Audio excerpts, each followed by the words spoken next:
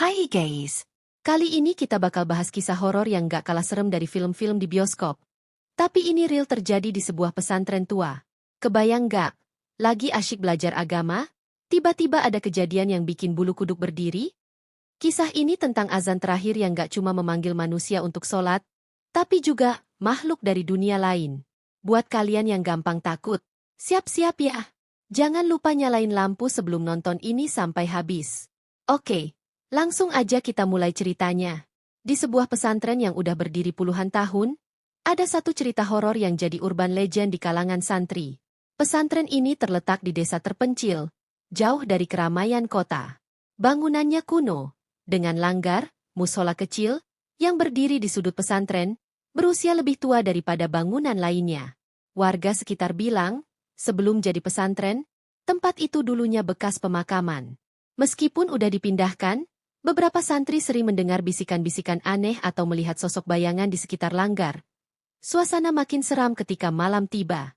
Pesantren ini memang dikenal dengan jadwal yang ketat, termasuk sholat berjamaah yang dilakukan 5 kali sehari.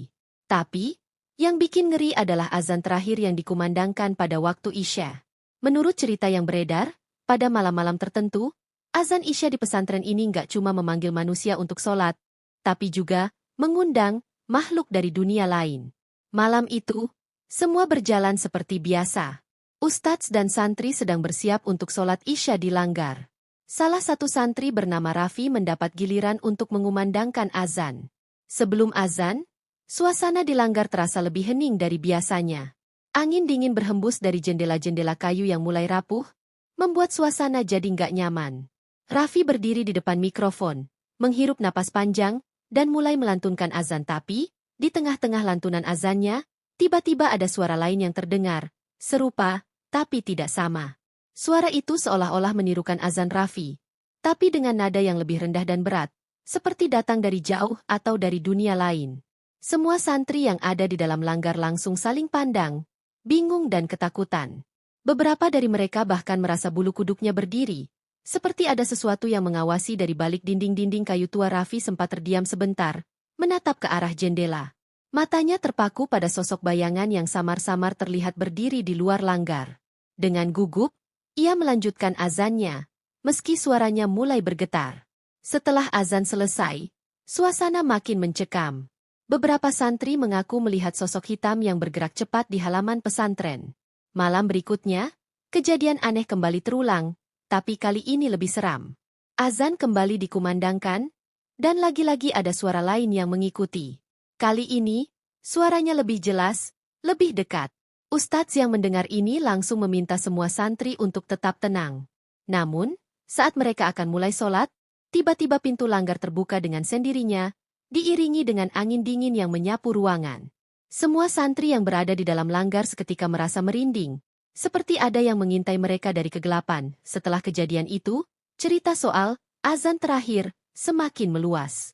Beberapa santri mulai bercerita bahwa mereka melihat sosok tinggi besar dengan jubah hitam yang selalu muncul saat azan dikumandangkan. Sosok itu selalu berdiri di sudut halaman pesantren, diam, menatap ke arah langgar. Meski tidak mengganggu secara langsung, kehadirannya jelas membuat siapapun yang melihatnya merasa tidak nyaman. Cerita ini akhirnya sampai ke telinga pimpinan pesantren, Kiai Mukhlis, yang dikenal sebagai orang yang bijaksana dan berpengalaman dalam hal-hal gaib. Beliau memutuskan untuk mencari tahu apa yang sebenarnya terjadi di pesantren tersebut. Setelah beberapa kali melakukan ritual doa dan zikir di malam hari, Kiai Mukhlis menemukan sesuatu yang mengejutkan. Menurut Kiai Mukhlis, suara aneh yang terdengar selama azan itu bukanlah azan dari manusia. Suara itu adalah panggilan dari dunia lain, makhluk-makhluk yang terjebak di antara dua alam.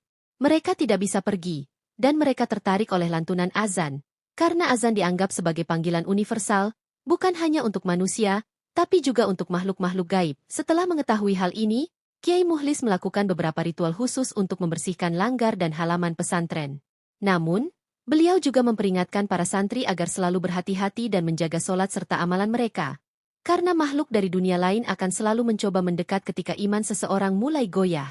Jadi, guys, itu tadi kisah menyeramkan tentang azan terakhir di pesantren yang konon bisa memanggil makhluk gaib. Serem banget, kom? Bayangin kalau kamu yang lagi di sana, mendengar suara azan yang gak hanya buat manusia, Buat kalian yang tinggal di pesantren atau sering berkunjung ke tempat-tempat angker, hati-hati aja. Yah, mungkin ada hal-hal yang gak bisa dijelaskan dengan logika, tapi tetap ada di sekitar kita. Jangan lupa like, share, dan subscribe buat cerita-cerita horor lainnya. Dan kalau kalian punya pengalaman seram atau cerita horor sendiri, tulis di kolom komentar. Siapa tahu kita bisa bahas di video berikutnya. Sampai jumpa di cerita horor selanjutnya. Selamat malam dan jaga diri kalian baik-baik.